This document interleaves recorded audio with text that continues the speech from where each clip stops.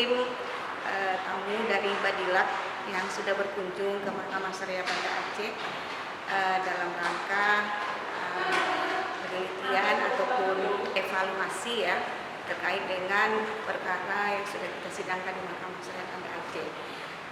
Lebih intinya lagi yaitu kepada perkara jinayat, bagaimana mungkin sekarang ini Badilak atau juga Mahkamah Agung sudah memberikan perhatian yang lebih kita harapkan pada saat mereka kunjungan ini, sehingga ada nilai-nilai yang mau dibangun terutama untuk barangkali untuk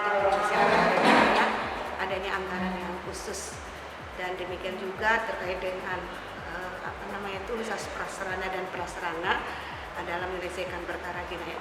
Nah, kita berdoa saja semoga tim dari Badilak yang sudah berkunjung dan sudah meminta data dan evaluasi terkait dengan perkara jinayat ini bisa membawa Mahkamah Syariah Aceh tentunya bisa berjalan dengan baik.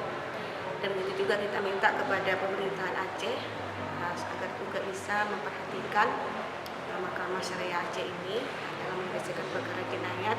Ini memang sudah ada diatur dalam Undang-Undang Nomor 11 Tahun 2006. Terima kasih.